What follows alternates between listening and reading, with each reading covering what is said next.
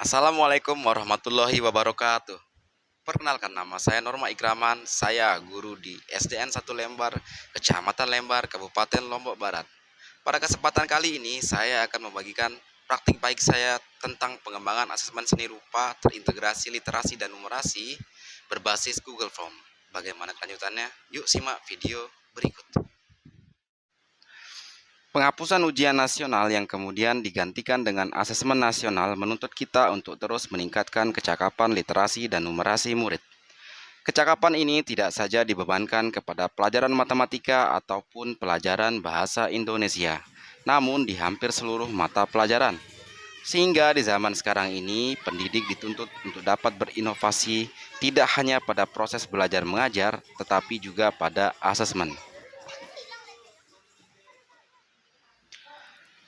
Berdasarkan hasil telah review tryout literasi dan numerasi secara sederhana, dengan cara mencocokkan jumlah benar dan salah dengan kunci yang tersedia pada Pusmendik Kemdikbud, diperoleh gambaran umum akan peserta didik kelas 5 SDN 1 Lembar yang berjumlah 9 orang memiliki nilai literasi dan numerasi yang cukup rendah. Bukan saja karena kurangnya kemampuan literasi dan numerasi, tetapi juga dikarenakan ketidaktahuan peserta didik cara menjawab pertanyaan seperti hanya memberikan satu jawaban pada soal pilihan ganda kompleks, memberikan uraian atau alasan pada soal jawaban singkat, dan menjawab singkat pada jawaban uraian. Oleh karena itu, di sini saya selaku wali kelas bertanggung jawab untuk meningkatkan serta membiasakan peserta didik menyelesaikan pertanyaan terkait dengan literasi dan numerasi. Mata pelajaran seni rupa merupakan mata pelajaran yang lebih menitikberatkan aspek keterampilan dibanding aspek kognitif, sehingga pada praktiknya sangat sulit untuk mengembangkan asesmen mata pelajaran ini pada level High Order Thinking Skill atau kita singkat dengan HOTS. Hal inilah yang menjadi tantangan saya untuk mengembangkan asesmen seni rupa dengan mengintegrasikan literasi dan numerasi.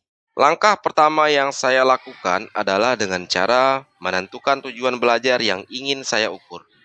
Di sini saya menggabungkan dua topik mata pelajaran seni rupa menjadi satu asesmen sumatif. Hal ini dikarenakan materi teoretiknya yang cukup sedikit. Berikutnya saya mencari literatur tentang pentingnya literasi dan numerasi pada peserta didik. Apa saja hal-hal yang menjadi konten dalam literasi dan numerasi? Bagaimana bentuk tes yang akan disajikan?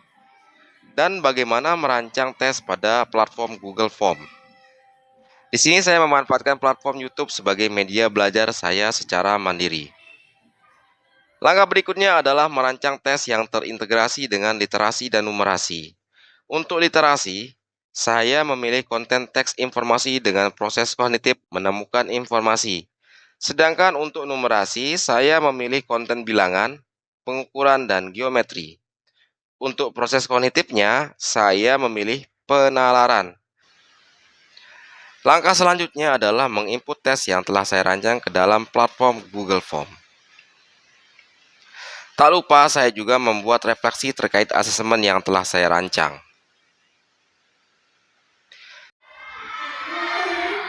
Assalamualaikum warahmatullahi wabarakatuh.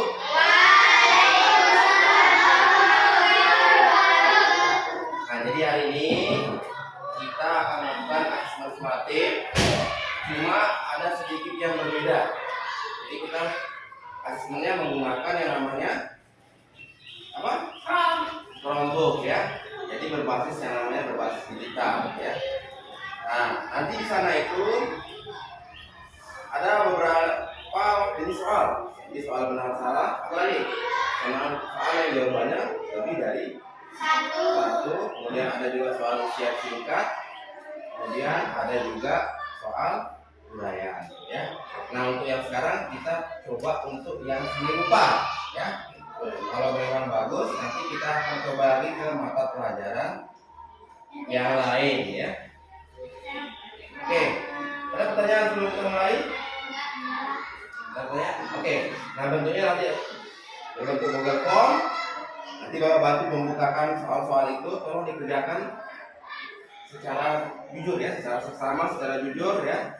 Tolong jangan terlalu lihat kiri kanannya ya. Apa ingin kalian kerjakan sendiri? Oke? Enggak, kalau enggak ya. Oke, sebelum kita mulai, ayo Laura, silakan pimpin dulu berdoa. Siap, Guru. Siap. Berdoa dimulai. Bismillahirrahmanirrahim. Alhamdulillah. Sebelum melaksanakan asesmen, saya melakukan komunikasi kepada kepala sekolah dan rekan guru bahwa pada hari pelaksanaan saya akan menggunakan Chromebook. Hal ini saya maksudkan agar penggunaan Chromebook tidak berbenturan dengan guru lainnya.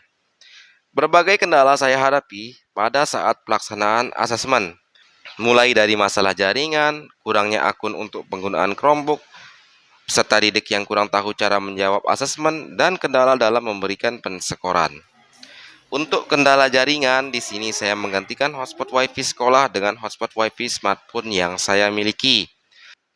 Sedangkan untuk masalah akun pada Chromebook, saya melibatkan rekan guru.